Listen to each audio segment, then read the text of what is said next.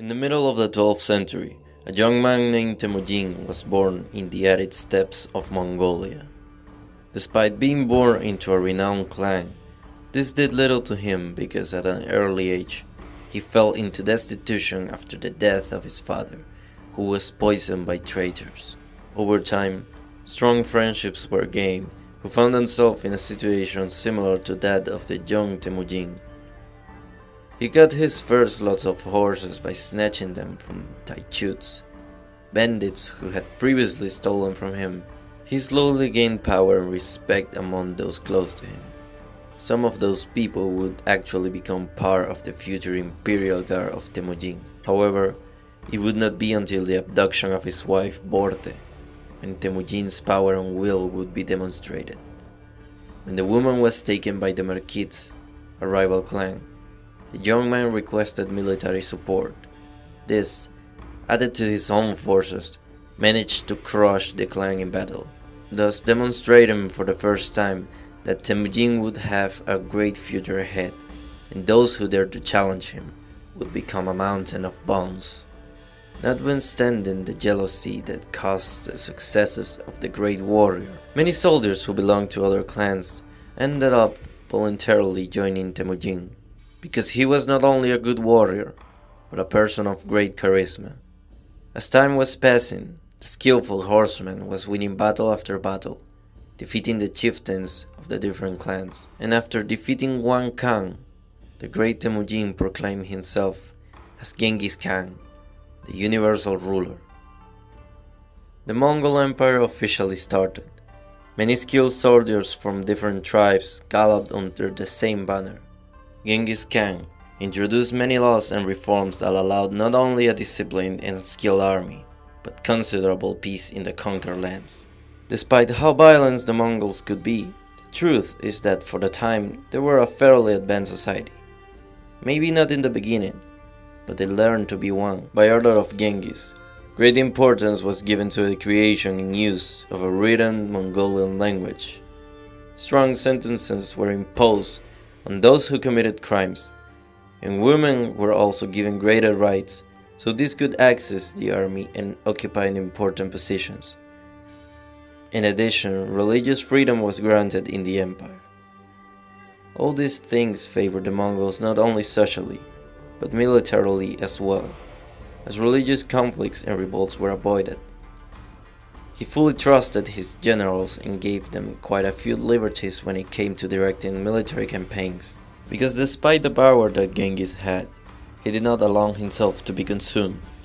He was someone who addressed his soldiers in person without problem, and gave great rewards to those who displayed talent and loyalty.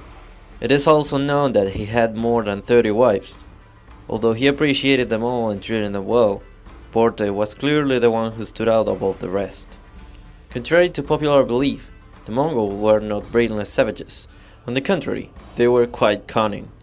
Genghis achieved a large part of his conquest thanks to those invasions he obtained in the lands he conquered. Subotai was one of the generals who saw these opportunities as well, putting siege engineers to use, capturing strong nations like China. Although military wisdom was not the only thing that Genghis admired, since he also admired and encouraged knowledge in the sciences, promoting advancement in the fields of astronomy, mathematics, and medicine. Yet we have to be fair, because not all of this was the work of Genghis. Many of his generals and important people in different regions promoted this knowledge and progress. But the truth is that the Mongol Empire managed to sustain itself thanks to the leadership and presence of the Khan. Throughout many conquests in China, Russia, Persia, and many other empires and kingdoms of the time, the Khan grew old. But Genghis was not like any wealthy ruler who lived within his ivory tower. The great Khan was someone of war and leadership. Regardless of his advanced age, military campaigns continued, and the fields did not stop staining with the blood of the enemy. When the emperor had reached a considerable age, he had returned to his homeland. However, his rest would not take long, as the legendary warrior again set his eyes on the Xixia kingdom, who refused to contribute to the Mongol army in the invasions towards Persia.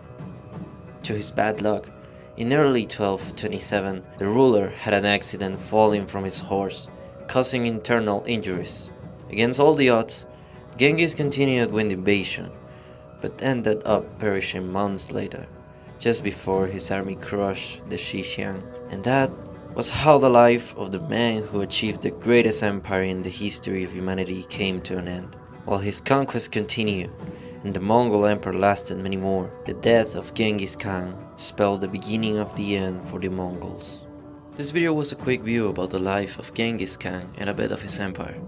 Most of this information comes from the epic poem called The Secret History of the Mongols, an ancient text that has been widely questioned by historians, mostly due to the impossibility of verifying its veracity.